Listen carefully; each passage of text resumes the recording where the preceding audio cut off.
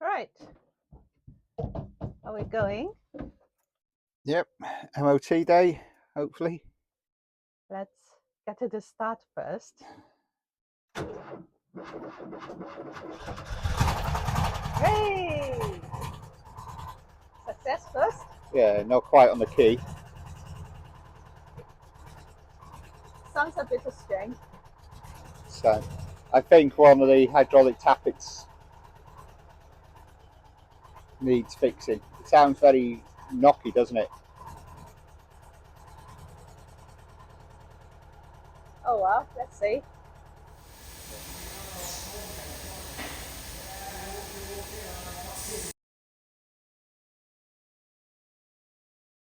Couple of advisories. The suspension arm ball joint, which is the hidden bit, we can replace that. Might have to get a new suspension arm, perhaps, I don't know. 4 tyres are just old tyres on it, so Okay. they get replaced. Brake fluctuation, not excessive on the front, which is a bit strange, but it's an old van. Might just need the brake lines replacing at some point, which might be a good idea. Footwell corroded, the surface corrosion underneath, which at 43 years old, Yeah. you're going to get. Okay. Now, what's the verdict? Well, it's passed. Whee! Good, So Vincent. it's roadworthy now. Good, Vincent. Good, Vincent. Fucking fish and chips I got to buy now. It's getting there. Yeah. It's another small step. Well, I suppose that's a big step for Vincent to pass MOT, huh? Yeah, and 4 of those things are tyres, so that's easily fixed. The suspension joints, well, I think might have to have a conversation about, because the suspension's quite bouncy and stiff, and I think it might be a case of upgrade throughout, Okay. particularly if you're embarking on such a big trip. Yeah. But yeah, Good, it's good. sort of Happy days. I'm feeling a little more comfortable driving it in traffic. Yeah, I can feel it I'm too. still really focusing on there and not really what else is around. I should remember that it's not as wide as it feels, because it feels quite spacious in here, whereas a Yeah. modern car of the same width feels very enclosed.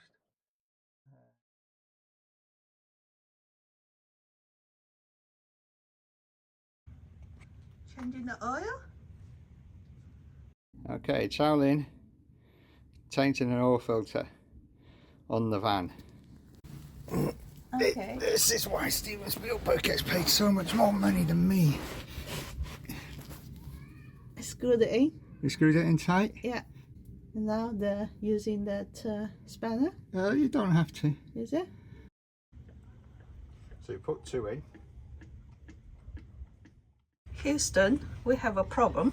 So essentially, we're having trouble with the battery and the battery not charging, going quite flat quite quickly, and the alternator light coming on the dashboard, which has been cured by a bit of revving, but further investigation revealed the alternator belt was slack, and we thought, okay, as we've given it an oil change, we'll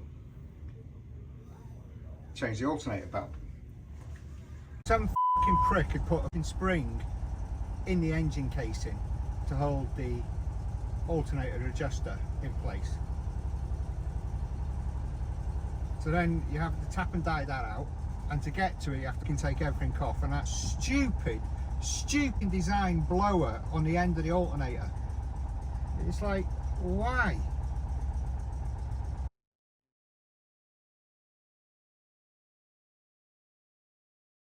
Yeah, so when we drive it around, it is tiring. No power steering, just the 4 gears. It does drive and stop perfectly okay, but it's driving an old vehicle. It's not very forgiving. it doesn't accelerate particularly well.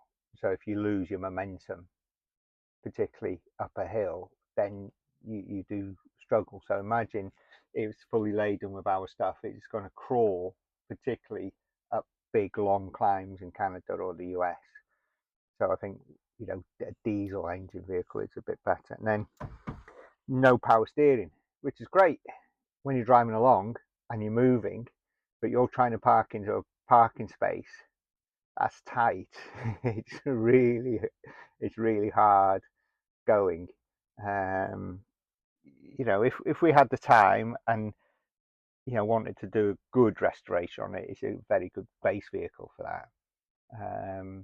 But we don't have the time with lots of other things on the go. All right, so Vincent, I think the time has come to make a decision. Should he stay or should he go? Well, I think Vincent is having his Joe Biden moment. Yes, it can do things, just about. It's a bit slow, but it's old. It's showing its age. I think if we want to have a successful trip across America and then going north to south, I think we need to get a younger model. Hopefully you won't think like that for your girlfriend. No, girlfriend's fine. She's kept herself in good order.